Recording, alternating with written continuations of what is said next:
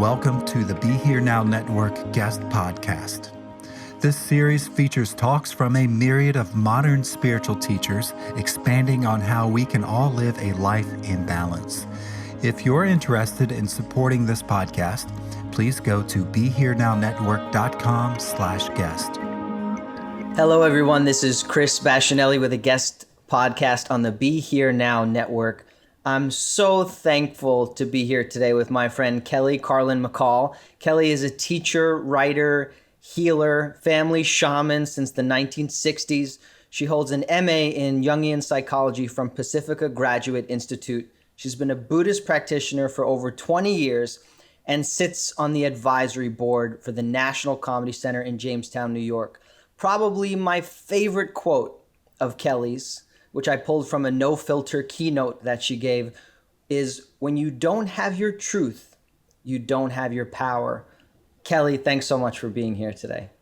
Thanks for having me, Chris. I'm honored to be your, hopefully, first guest. It's a blessing. It's a blessing for me. It's quite auspicious, Kelly, that we're speaking today, because today, as listeners, well, they won't know because this will be coming out later, this is actually the 1-year anniversary of Baba Ram Dass having become free or moved on from this life. And I know in a lot of teachings, Ram Dass says, if you're present for life, then death is just another moment. So why don't we start there? What was your first meeting with Ram Dass, and what sort of impact have his teachings had on your life? Wow. Well, I never met him in person, which I really, really deeply regret. But I think I started listening to his recordings. It must have been in the 90s. I don't think it was in the 80s. But I knew who he was. So my first encounter with him was my parents had the book Be Here Now. And this was the 70s. Whenever that book came out, 70, 71, something like that. So in 1970, I was 7, 8 years old. So that was like a coffee table book, was Be Here Now. And I remember I would look through it and there would be quotes and things. I didn't know what it was, but it was a cool book and it was a cool graphic on the thing. So I knew who he was, got the gist, this guy is like a teacher guy, but didn't really get into him, I think, until the 90s. I've always been a spiritual seeker. So it might have been the 80s because I spent a lot of time at that Bodhi Tree bookstore in Los Angeles getting stuff. So I would get audio stuff and books, and so I was turned on to him. But the thing I loved about him and why he so works for me is that he's got an amazing sense of humor.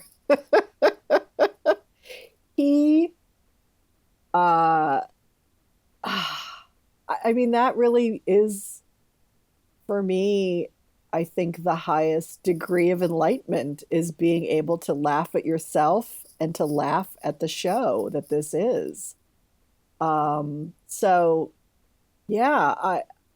last 5 years he was alive, every year that Nepali Kai retreat would come up, I would say to myself, I need to get there. I need to get to the Nepali Kai with Ram Dass because I wrote a memoir called A Carlin Home Companion. And in that book, there are 2 major scenes from my family's life that happened at the Nepali Kai. So it's a very profound place for me and my family. And I just do regret deeply that I never made it there with him. But you did connect with him on the deeper plane. Yeah. He definitely was, he's been a guide of mine. He's been one of those voices in my head, or in my car, because that's normally when I listen to spiritual things like that, or at least I used to,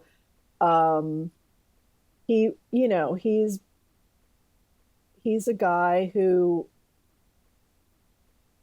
like all those good Buddhist teachers, really know how to split your head right open. He and Alan Watts are my two guys who really help that crack that ego thing where you're like looking at the world, kind of ordinary world normally, and then suddenly a phrase is said or something is said, and the world suddenly makes a lot more sense, and there's some sort of liberation that goes on with that moment too. So yeah, he's definitely, I would say, one of my teachers for sure. Kelly, how would you define ego? There's a lot of different ways to define that. But I would say in general, the ego is the functioning personality that needs to be established in human beings so that they can function in society and have relationships with other people. It's always some degree a persona, and usually connects us to some sort of identity. And I think identity is an important word for ego. It's the I. I mean, ego means I am, right? It's why he picked the word, Freud did. So it's that sense of ourselves that walks through the world and functions and goes to the market and decides to have a career in this or write a book about that. And, it's our little spaceship that we travel around in. And so it's an important thing. I used to be one of those people who was like, oh, the ego's horrible. You got to get rid of it. And then I studied psychology, and it's like, oh, without the ego, you're psychotic. I see. Like literally you are. If you can't organize your thinking in such a way that creates a sense of reality, then you are psychotic. You cannot function. You are just hearing voices and images and things, and you can't function. So there has to be some sort of functional sense of self where you can, what they call the executive part of the brain, the frontal lobe part of your brain, that can organize a reality for you so that you can function inside of it. It's our identity. It's like the first level of identity. And Ram Dass talks about, if we're going to go to the next part of the journey, we have to come to the realization that everything we thought we were is only part of who we actually are. So Kelly, I have to tell you, one of the most powerful quotes I've come across in any book, in anything, is from a TV show you produced called Inside the Green Room with Paul Provenza. And I'm going to read this quote, if that's all right. It's from your friend, Garry Shandling. Oh, yay. Gary's here. Pretty much, I could meditate on this quote for the next 200 lifetimes. So, and this quote is very special because when I watched the show that you produced, you could see Paul kind of like itching it out of him. And Garry, from me just seeing him on TV, he remained natural while changing his internal aspiration, that famous Buddhist quote, right? He changed himself, but he didn't let it on that much publicly. So anyway, Paul pulled this out of him. Here we go. All my journey is trying to be authentically who I am, not trying to be somebody else under all circumstances. And then Paul asked, is there confusion? And Garry responds, the whole world is confused because they're trying to be somebody else. To be your true self takes enormous work. Then we can start to look at the problems in the world. But instead, ego drives it. Ego drives the world. Ego drives the problems. So you have to work in an egoless way. This egolessness, which is the key to being authentic, is a battle. And it's a battle that has to be won before we're worried about the economy.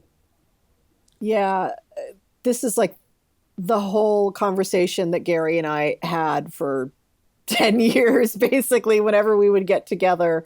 So some background about this. So I became a talent producer for the Green Room with Paul Provenza. And I knew I wanted Garry on the show, and it took a lot of convincing because Garry hadn't been doing a lot of things, and I had been telling Paul about all these profound conversations I'd been having about Garry, who had been a practicing Buddhist for decades, and nobody knew about this. Nobody knew about that, except for his close friends. But the public did not know. And I'm like, Garry, you gotta talk about this. Like, this is the part of your life where this is the work you're gonna do. And so he and I talked a lot about being performers and this thing that happens on a stage, and how he was always trying to come from this egoless place on stage, even as a stand-up comedian, which is a really amazing task, because when you walk on stage, there's instantly, you walk anywhere, you're going to have a persona. There's some way in which you are presenting yourself, and on stage especially. And then people, of course, are projecting onto you your identity and persona if you are a performer. So, but he and I would talk a lot about how to connect to take the mask off, to actually let yourself be present on stage, to feel what you're actually feeling, to think what you're actually thinking. Yes, as a comedian or as an actor or even doing my solo show, you would have a script, you would have a joke, you would have a thing you're about to say, you would have a bit you're going into. So these words are there, but then how do you make sure that you are alive and present in all of that? And so I wanted Paul to talk to Garry about this, and Garry was, a little reluctant. So you see it in the episode. You see Paul like leaning in and like, come on, Garry, let's talk about this stuff. And that was Garry amazingly being super vulnerable in that moment and really letting this part of him be revealed. Now, of course, if you've seen Judd Apatow's amazing 2-part documentary about Garry Shandling, it's all unpacked for you that, this was the man and this is what he'd been working on for decades. But yes, I'm just so happy that Garry's here in the conversation and present. And Garry taught me so much about because when I met Garry, my dad had just died, and I didn't know Garry before my dad died, but he had just died. And so Garry became this confidant of mine, of my own personal grief and working through that, but also a real confidant in me stepping into the limelight and the spotlight with my solo show. It was the first time in my life that I had the opportunity to step on a stage and tell my story in a very public way. And so Garry and I talked a lot about heart and the importance of having my heart in my work, in my words, in my intention. And that when I was on stage, to be super present with my body, really letting my body be where it's at on stage and sourcing everything from that place, even though the words were set and I had a script to say. To really let myself be alive and living while I was on stage. And that's the removal constantly of the ego. And one of the things I learned through that process was, and this is the tricky thing about ego in general, is that it's always reforming.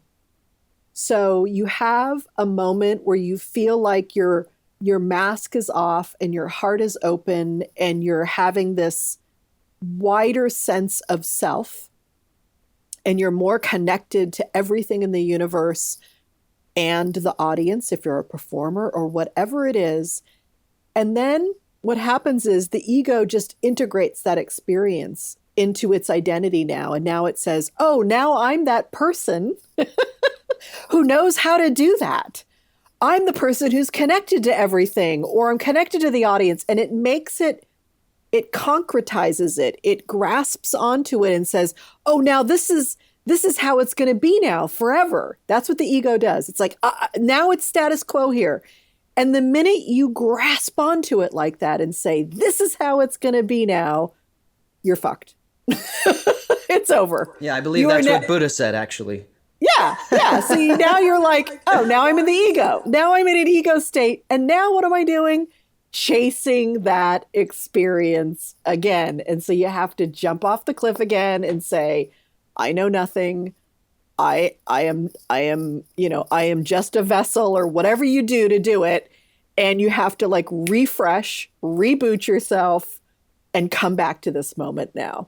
So being fully present in the moment, even playing like a character, or even playing yourself, a version of yourself, as you did in your one-woman show. So you're saying that you could actually, well, we all can create, I certainly experienced this speaking on stage, we create an ego, even speaking on stage, as a version of ourselves. Then we grasp around that identity as well. Yes, yes, absolutely. And so, and, there does have to be the sense of self that has the confidence and knows how to be a speaker on stage, how to go do your solo show. Like you have to collect yourself in such a way. And we all have routines backstage that we do to get ourselves in the right mindset and all of that, and our body ready, so that we can go out and present and be this bigger than life thing. Because you really are, when you're on a stage, you are stepping into some pretty powerful, what I would call like archetypal energy. You're now that figure on the stage, and all of the eyeballs are on you. And you know what that's like, Chris. It's weird. It's weird to have hundreds of people staring at you or having a spotlight on you. It's a strange human experience to have that. So you have all of that. But the first, like, oh, I don't know. I'd say the first 2 years I did my solo show, and I wasn't doing like 50 shows a year. I was doing like 12 shows, like one a month type of a thing, just trying to keep it going and trying to learn and develop it. I'd say the first 2 years, I was out of my body the whole time I was on stage. I did not have a lot of stage presence time. I did not have a lot of stage time. I was not a performer by trade or by practice. I'd done a 10-minute story here, a 12-minute story there, a little bit of this, but I'd never been a person who'd been on stage for 90 minutes straight. And I was out of my body those first few years. And then I would start to see and watch myself become more able to breathe, to live, to think, to know that a moment is coming up, and knowing that I'm in the moment, and that this particular audience is this particular audience hearing me in a certain way tonight, and I'm getting a certain vibe from them. And I know a big moment's coming up where I either have to hit an emotion or hit a joke and do a turn, but just letting go of the outcome and just trusting that whatever's in that moment is going to carry me through to the next one. And that's what started happening for me when I did my solo show in a 5-week run at a theater. I started getting tons of stage time. And by the second week, I was just present the whole time with no expectation for the next moment, except for where's my mark and what's my line. Completely liberating, and being able to then play with the energy in the space between you and the audience. You could start to really feel the energy in the field. Who is this audience? Are they big laughers? Are they listening? You get a sense of them. You can feel the exchange that's going on as I'm in a scene and I'm throwing this out and it's landing on them and letting them stew in that and then moving to the next. It's an incredible experience and ride. Do you remember the moment when you were able to step into that fully present place on stage, Kelly, and how that felt? I don't remember the exact night that happened. I wrote a lot of notes while I was going through the process because I knew I wanted to write about it later. And I'm hoping this year, 2021, that I can start writing a bit about this exact thing we're talking about, because I think it's really a fascinating process. But I do remember learning to trust myself more, and to trust that the audience, that I didn't have to, I remember like the first kind of part of it was learning that I didn't have to make the audience feel something. There's a difference between pushing and just being in it and experiencing it and letting people witness it. And of course, it's always going to be theatrical in some level. But there's it's such a subtle thing, and I don't have the words for it right now, but it is the subtle thing between working it and pushing it and allowing it. I mean, I hear Garry in you, Kelly, I have to say. He comes through in what you're saying. And I think that's what I appreciate so much about his work. And I would have loved to see your one-woman show. I hope I'll see your next one. Because it's that idea of having all these eyes looking at us. We're not necessarily reading a script, and it might not even be verbatim, but we're going through a routine, if you will, that we've done before, yet it has to be completely authentic to the moment. I watched this beautiful documentary about Chris Farley called I Am Chris Farley, and Del Close, the great improv teacher, is in it. And I couldn't believe this quote. I had to write it down. He's talking about improv, but I think it's relevant to what we do. The smallest, teeniest, weeniest emotional discovery that's real beats the hell out of the biggest one that's phony. And that's why our audience is on our side. And I think that relates exactly to what we're talking about right now. It's so true. And what he's talking about there is humanity, our humanity. That's all we want from each other as an audience member, whether I'm in an audience of a live theater experience or watching a speaker or reading a book, is we want to witness humans being human in front of us. We are such creatures that are always searching for companionship and understanding and our place in the world. And when we see humans being humans in front of us, we say to ourselves, okay, I'm safe here. I'm with another human who, if I need to be vulnerable for some reason, they're being vulnerable right now, and they would be able to companion me in this vulnerable moment. And I love that. I love that quote because it's so true that, you think about it, like I've always wondered, what's up with the entertainment industry? Why do we watch all this stuff? Why did we make movies? Why did we write books? Why did we tell stories around the fire pit? Why are we all binging Netflix? Why do we watch each other all day? And I really think it's this. I think it's that,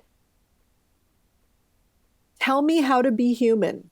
Because the thing I learned, which was so fascinating when I was writing my solo show, and both Paul Provenza and Paul was my director and he was my dramaturg. Oh, he wow. He helped me develop my solo show. Yeah. Wow. And everything that Paul and Garry and I would talk about is that you have to let yourself know that even if I'm talking about being George Carlin's daughter, and like a crazy scene from my family, that would be like the most extraordinary, unique experience in the world. The more specific I would get in the words and in the being in the scene, like letting myself be in the scene with my parents, the more I owned that, the more the audience had the ability to relate to it, because I was having my pure human emotion and my pure human moment. Like, this is my life and everything. And what audience members do is, whether we're reading a book or watching someone's solo show or watching a documentary about Chris Farley or whatever it is, we're always putting ourselves in the shoes of the protagonist. So people would see me and they would say, well, I've never had my dad freaking out on acid in front of me before. But they would say to themselves, what would I have done at age 7 if that had been me? And that's how we enter into each other's experience. And that's how we get empathy for each other too. Mic drop. It's empathy. That's the exact word that came to me when you were speaking, Kelly. And that's the word that came to me so much as I was reading this amazing book, Growing Up with George, a Carlin home companion. It's so vulnerable. I said this to you the other day. I can only read a chapter of this book a week. It's so vulnerable and raw emotion, and it has you, like last night I was crying and laughing within the same hour. And then you look at these photos of you with your family and your mother and your father, and I just thought, wow, the word that came to me is it's so humanizing.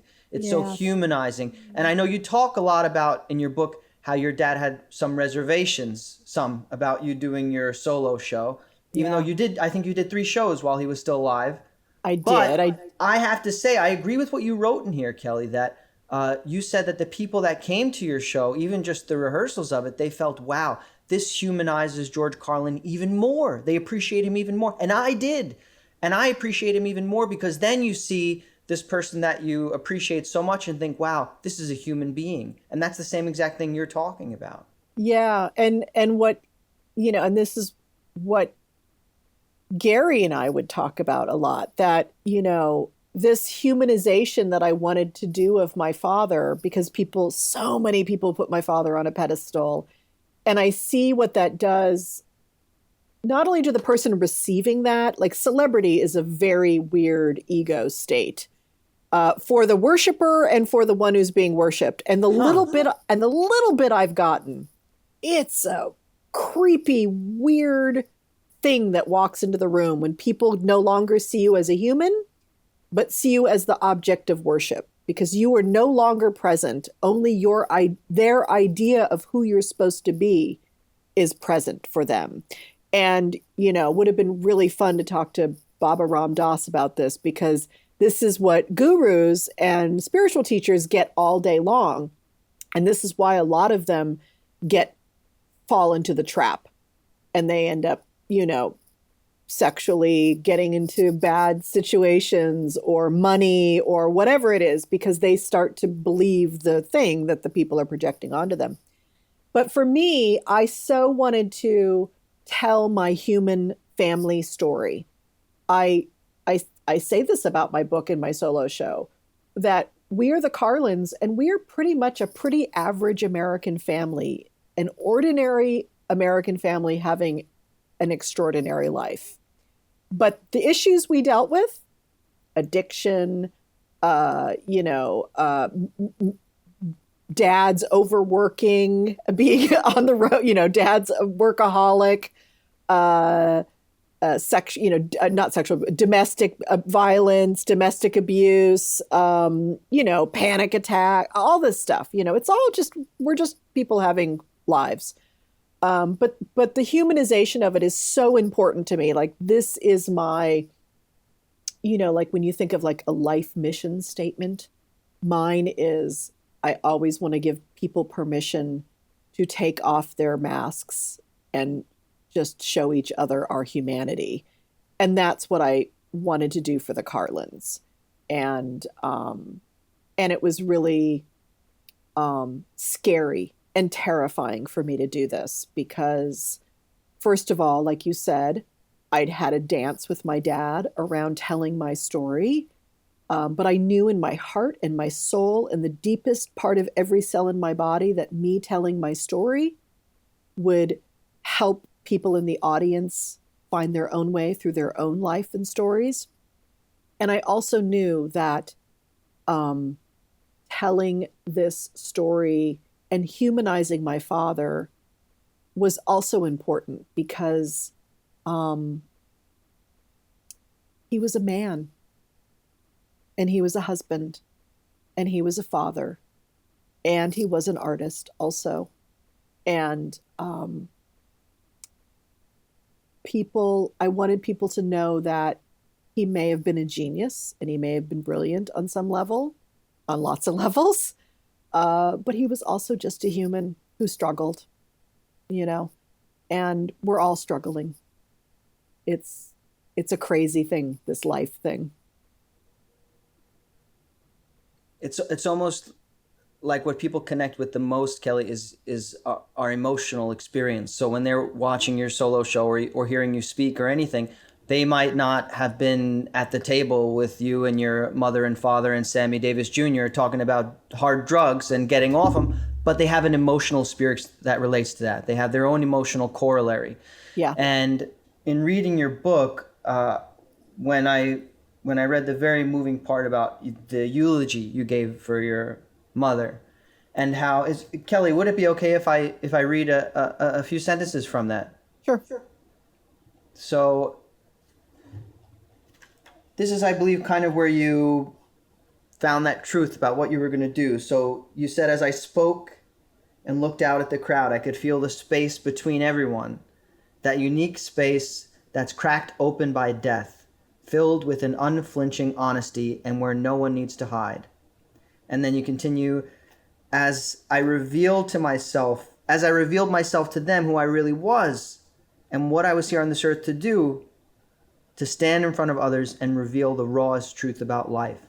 And it reminds me of something one of my mentors told me, which I got on stage a few months after my father died, and I was like, should I share this? Like, are people going to care about that? Like, aren't they going to like the adventure in Tanzania more? And I shared. It was very difficult for me, and I was having a really tough time after. And Roberta, one of my mentors, came up to me after, and she said, "Sweetie, you had to share that. You have to share that because everyone has stuff. And when you talk about your stuff, it brings up everyone else's stuff. And that's when you connect on a deeper level, right?" Absolutely. Yes, 100%. And I think transparency is the biggest gift we can give each other, you know, and that's the constant shedding of the ego, of the persona, of pretending that we're something we're not, or not even pretending that something we're not. We're just, you know,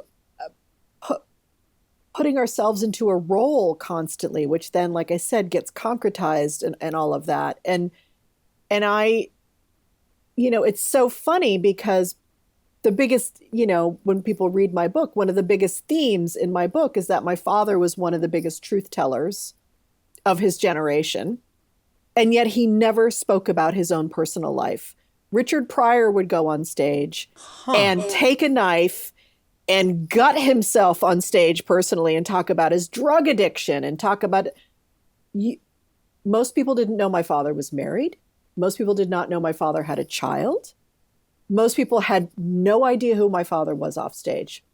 And yet they believed that he was like Uncle George. Everyone calls him Uncle George. He's like my Uncle George. He's like the ordinary guy. No one knew anything about my father because he did not present any of that to the world. And so growing up for me, it was really weird because he would go on TV and I would not exist. Even if someone asked about his family, he never talked about us. I think there was 2 or 3 times he mentioned his family over a 45-year, career. Was that out of protection for you? Yes, definitely out of protection. He hated the whole celebrity thing. He hated the whole people talking about their kids or whatever. But he did mention me a couple of times on the Tonight Show. Once when I graduated from Pacifica and got my master's, and I nearly fell out of my bed. Like, oh my God, my dad actually mentioned me as a real person. But the whole thing for me was that it really set me up in a way. And then on top of that, growing up with parents who were addicts and alcoholics and having to do the whole pretending at school like everything's fine thing that, talk to any kid who grew up in chaos had to do out in the world. And so for me, transparency became this, and I'm of course of a different generation than my dad. I'm the Oprah generation, right? We talk about everything out loud, but for me, it became like a superpower because I knew that the minute I could reveal something about myself personally in any situation, that there's just a level of something that happens in a room or in a venue when someone's real. We all just stop pretending then in that moment. And that facade of, politeness or whatever, there's a place for that kind of stuff, but there's something so false about it too. And you just want to turn to the person next to you and say, this is all BS, right? You do know that, right? So there's something very potent about that transparency. And I really do believe that it makes us all feel safer in the world when we can just be transparent with each other. Kelly, you talked about something that I felt was very sensitive, so I wasn't going to ask, but you brought it up. So if you feel comfortable, can you share a bit about your experience? You said you have experienced what it's like for people to kind of maybe not worship, but worship in a sense you in terms of that celebrity aspect. And like the word that came to me as I was thinking about, well, how can I ask Kelly about this? It's like it's objectification. And yes. I experienced that on a really small level, like after I give a keynote, and it's like, hey, I'm just Chris from Brooklyn, and everyone's now, like, no, you're that guy, right? So, yep. And it's so, I have to tell you, it's one of the most lonely feelings in the world because people they're not. I remember I went to Tony Robbins' conference, and he said he shared a great story. I think you'll appreciate. He said he was in the bathroom at an airport, and he was peeing. And this guy was in the urinal next to him, and he's like, "Oh my God, you're Tony!" As he was peeing, "Oh my God, you're Tony Robbins! I was gonna kill myself. You can help me!" And he starts peeing on Tony. Anyway, but I remember Tony said something so great. He said, "People, they're not relating to you anymore. They're only relating exactly to what you just said, to the image." Yep. How has your experience been in terms of that? And what would you like people to know? How would you like people to relate to you? Yeah, so it's. The way I describe it, when someone meets me, and so let's say I've just got off the stage and I've just done my solo show. So people see that version of me, or people, I'm signing a book at a book signing thing, or some way in which they see me as George Carlin's daughter. So there's that version of myself. And the way I explain it to people, it's like, it feels slimy. It's the only word that really works. It's a slimy feeling because it's objectification, 100%. I am now an object. I am invisible. Kelly's invisible. You're right, Chris. It's the loneliest thing in the world because we are not present. They are not actually interested in relating to us as human beings. They only see us as an object. That thing that they've now, like, you are the thing. And it's the same thing as psychological complexes. This is what happens in a psychological complex. What do you mean by that? The mind doesn't see reality. It sees whoever the person is as a replacement for that thing. So like the mother complex, your therapist is an older woman and a certain kind of therapy, psychodynamic therapy, they want you to project the mother stuff on them. So then you will act out with that stuff and then you can work through your neurosis with them in a conscious way. And therapists are, a lot of the work you do in a therapist training is learning how to see when the projection's coming, to feel it, and to learn how to work with it. So luckily I had some of that training before I went out in the world this way. But it feels slimy because you're no longer present. You're just an object for the person. And what's the slimy part is the person now becomes some sort of fawning, lower status, kind of dynamic now. Like they're like, oh, I'm not worthy to be here, or and they're shrinking themselves in front of you, and you're like, no, stop, don't, hold on, you're disappearing. Like, where are you going? Why are you putting yourself beneath and me above? Like, what's happening here? And you just want to pull them up. And so that's partly what I try to do in that moment is relax. Like, hey, it's nice to meet you. Just call me Kelly. Like, hey, and some people you can't reach. Like in that moment, some people will be like, oh, and then you can see their little persona drops and everything's like, okay, now we're relating as humans. Other people, forget it. They worship my dad. He's a literal god. And I am just now this comedy royalty princess or something. And they're kind of lost to you. And you're like, okay, we're just going to have the exchange or whatever. And it'll be over soon. But it is hopefully so uncomfortable and breaks my heart when it happens. And like you said, Chris, I've only had it on a little bit of a level. I mean, think about people like, Michael Jackson or, Tom Cruise. I mean, think about these huge, huge, huge celebrities who have to live in the smallest bubble ever in order to get some sort of real relationship with people and are an object to millions of people. And part of the reason I don't pursue a big career in the entertainment industry or even want to be on stage all the time is because I find this dance between myself and the audience and myself and my ego and what happens to my self-identity we were talking about during the performance part as so uncomfortable totally. that I don't really want to spend a lot of time like that. It just doesn't comfort me. It's not the level of life I want. And I found even in the work I'm doing now I'm just starting my third year with clients with my Women on the Verge coaching thing I do. And I don't have a lot of clients. I have like a dozen clients a year, and then maybe half of those people stay for second and third year. So I have like 18 to 25 people in my coaching client circle community that I work with.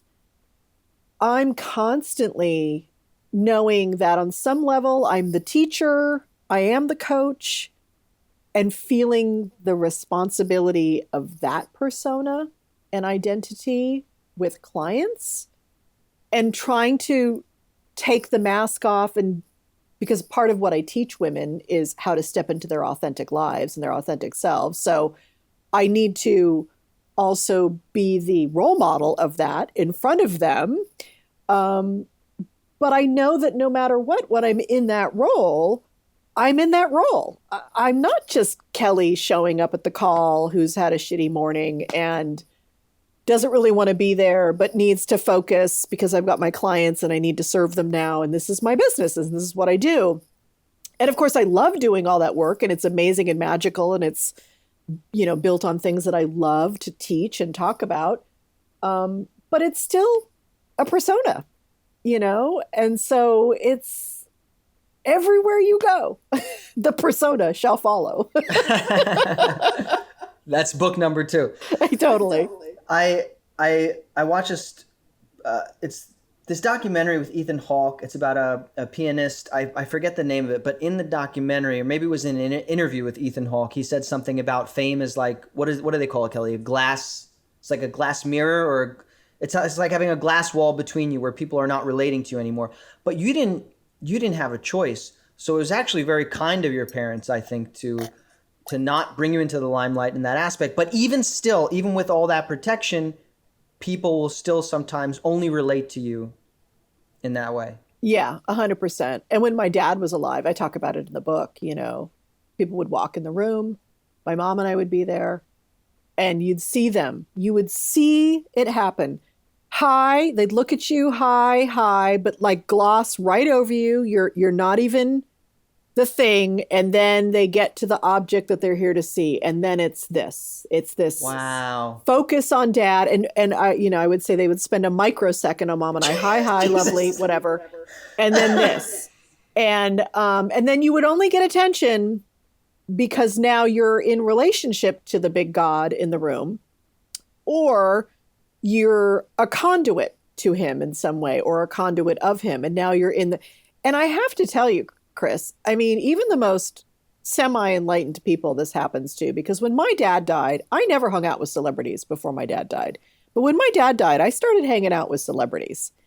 And there was always the initial thing. I mean, the first year was insane for me because I was being invited to like HBO parties, and we did this thing through the Mark Twain Prize for my dad. Oh, yes, sure. And all that kind of stuff. So I'm interacting now, and I invited we had a very small memorial for my dad, but a couple of these comedians came to my dad's memorial, and my dad also was someone who got starstruck. I just have to say, he would fully admit it. He would say to me, he even wrote about it in his memoir, like when my kid went to the special Beverly Hills Hollywood schools, and she'd come home and say, oh, my friend's dad is da-da-da. And he'd be like, oh my God. Because my dad was starstruck. He was a starstruck kid, it's how he grew up. So anyway, this started happening to me, and I would watch it, like even becoming friends with Garry Shandling. He and I went to lunch the first time. We talked on the phone a bunch right after my dad died. I cried on the phone with him the day after my dad died. He came to the memorial. He's like, let's stay in touch. We went to lunch together. And I just remember leaving lunch and driving down PCH back home and being like, oh my God, I just had lunch with Garry Shandling. And even when I was like at lunch with him, especially the first couple of years, I would feel in my body this like, oh my God, I'm talking to Garry Shandling right now moment. And then I'd be like, breathe, Kelly, come back to your body. Gary's just a human. You're talking about Buddhism.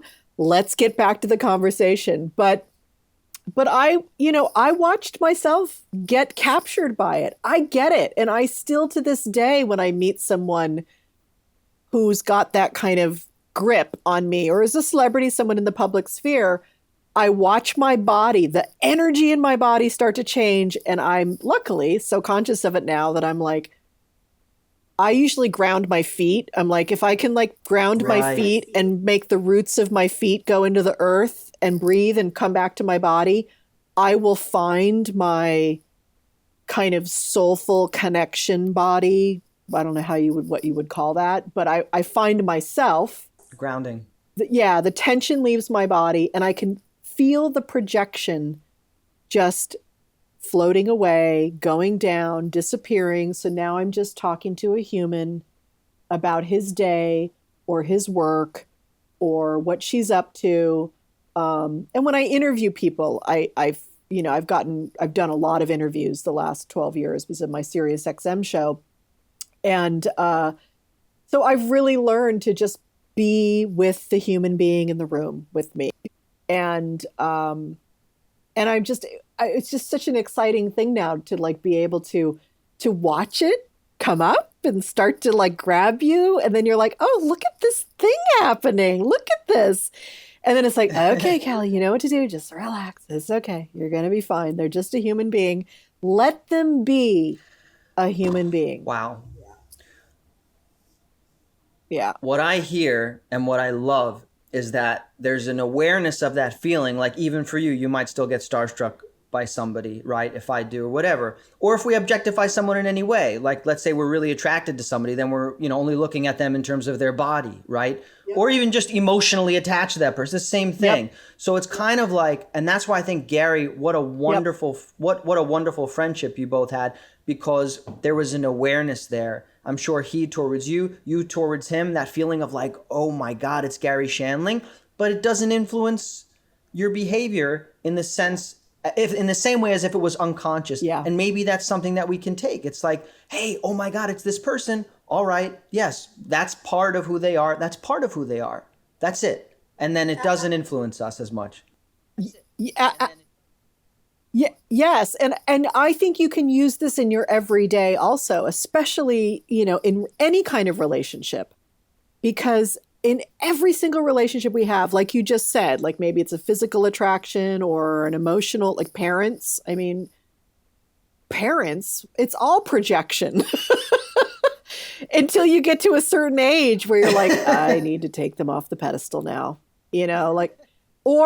or I need to stop demonizing them, right? Because we do one of two things to our parents in order to separate from them. It's part of one way of separation is we just we rebel and demonize them and make them the bad guy or the bad lady. and then they become that person. Rah, rah, rah, rah. Or we completely worship them and we're enmeshed with them and they can do no wrong, which is not true because they're humans. They've done something wrong, I'm sure. And you need to take them off the pedestal. So you either need to take them down from the pedestal or take them out from like hell, wherever you've put them, and start to see them as humans. And same thing with your spouse. You know, Bob and I, my husband, we've been together for married 25 years, been together for 28 years. You know, you kind of project stuff onto this long-term relationship person and you see them a certain way. And sometimes you have to like refresh and be like, oh yeah, that's the idea I have of who he is. Like I'll think, oh, I don't want to ask him that. He's just going to react that way. And then I ask him that and he reacts some way completely different. And I go, oh yeah, I forgot. He's not the person in my head. I love what you said about how when we objectify people or idolize people, anyone, it has a two-part effect. The first effect is how we're relating to them. But the second effect, which is I think much more dangerous, is how we're relating to ourselves. So we play small, we just start playing really small on a really deep level. And I think about Ram Dass when he talks about the meaning of guru, and he's used the word guru meaning doorway. The guru is the doorway. The guru is to show you what is possible within yourself, your soul, your higher wisdom, your Buddha nature, whatever you want to call it, whatever tradition you follow. So the guru shows you what is already existing within yourself. And that objectification or idolization inherently separates you from becoming that person, which is what the guru wants for you. Yeah, absolutely. I've written, I have inside of me somewhere a book that I want to write about fame and celebrity. But, and this is what I talk about is that, I'm fascinated by celebrity culture, and why do we have it? Why do we do this? And it really is this, and this is also about demonization and racism and all this other kind of stuff, is we project out our shadow aspects, right? The aspects of ourselves that we cannot accept. Our ego, once again, we're back to ego. When the ego cannot accept certain traits or qualities or ways of being, good or bad, we eject them outside of ourselves. We project them onto other people. And then we either demonize some people, groups, color of skin, gender, whatever it is, or we worship them. We see them as gods, whether they're gurus or movie stars or whatever it is. And that part of ourself that is sacred, that is connected to the divine, is the part that we project onto the guru and we project onto the celebrity. And we think that you have to be special or extraordinary to carry that quality in some way. And that's why then we lower ourselves to them because we think, well, it's on them. I don't have that in me because, well, you haven't, because you've projected it out. You're not embracing it. And so I found that the longer I was hanging out with these quote unquote famous people and these celebrities, I was watching my own progress with claiming my own divine, sacred energy, the divine self that I am, that we all are. We are all the divine child, right?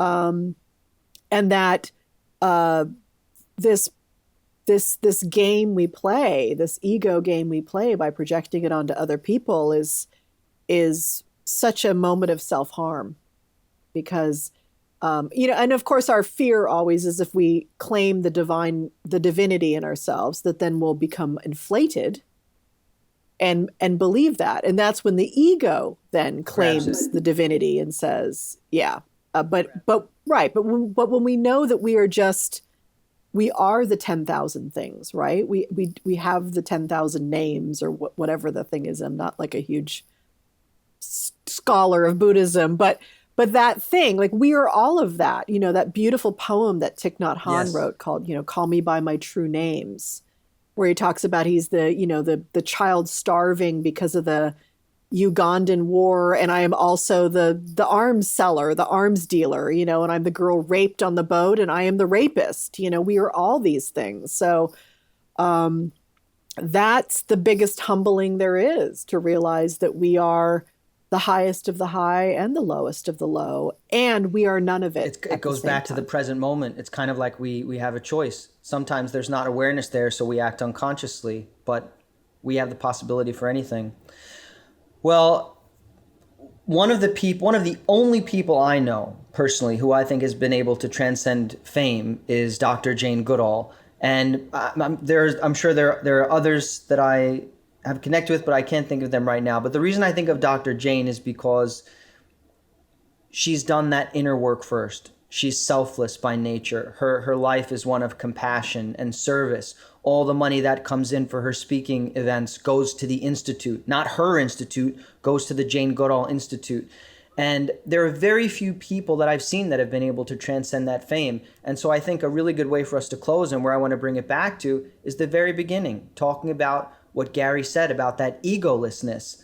It feels to me like fame, money, power, influence, all of these things, they may come or they may not come, but the only healthy way they can enter our lives is if they come indirectly off of the heels of our commitment to self-awareness, to compassion, to service. And it's kind of like they come as a byproduct. So when I hear Garry talk about egolessness, it makes sense to me.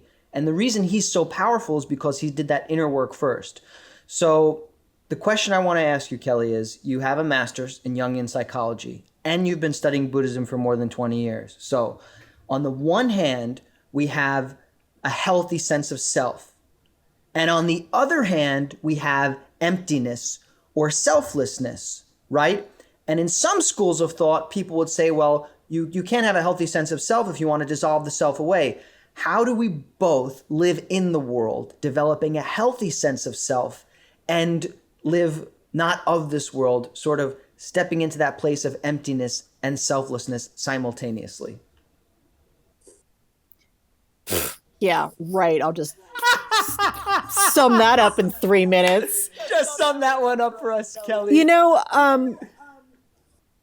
I mean, that's the big question, right? That's the spiritual journey. And what I've come to understand, and mostly working with one of my main teachers, Genpo Roshi, who does something called big mind practice. He uses Gestalt techniques to step into big mind. And when I learned how to do that, when I learned how to shift in a chair and sit down and be in big mind at the snap of a finger, and it wasn't some like, oh, I don't need to go hike up the Himalayas to do this. I understood that it was a state of mind. It is a state of mind. And it's a parallel track. That's the way he always talks about it. There's always the ego track. There's always the human track here. And then there is the non-dual, no mind space here. And it's always available. I remember my first Buddhist teacher, Catriona Reed, would say, it's available like that. And I'd look at her like, what? How do you do that? And the trick always was, and always is, and when Genpo teaches you how to do the process, is he has you speak to something called seeking mind, which is where we are all seekers. Anyone listening to this podcast is a seeker. We are seeking enlightenment. I'm seeking the path. I'm seeking the answers. But as long as you are in seeking mind, you are only in seeking mind. And the minute Genpo says, I'd like to now speak to non-seeking mind, you are free. Wow. And it's available to us anytime. Like that. If we can be here now. If we can be here now. Yeah. Now the trick is, can you stay there? No, this animal body wants chocolate. You know, and has ambition and gets up in the morning and has a body that can't walk around in non-seeking all the time. I don't know. Maybe the Dalai Lama can. Maybe Thich Nhat Hanh. I don't know. Maybe Baba Ram Dass. I don't know. But I do know that we can visit that space all the time. And then the more often you visit that no mind, that no seeking mind space, when you are over in the day-to-day persona mind, you are less attached to everything. And is that the practice that we step into it every day? Yes. And that is why sitting practice, for those of us who do Zen sitting practice, that's what you're doing. You're just sitting. You're releasing seeking mind, you're releasing pursuit and seeking and all of that, and you're just sitting. That's what Zazen means, just sitting. What's one simple takeaway, one practice that we can do when we leave here, Kelly, to go to that non-seeking mind every day? Be here now. I mean, it is just that. It is, right. Putting simple. Putting your butt on the cushion and sitting for 5 to 45 minutes a day will change the wiring of your brain. It just does. And mindfully eating a grape, the little things, pausing and stopping. Wow, Kelly, it's such a blessing to be here with you. I'm so thankful you took the time to be a part of the podcast, and I very much look forward to speaking with you again. Thank you so much. Thanks for having me. I'm truly, truly honored, Chris.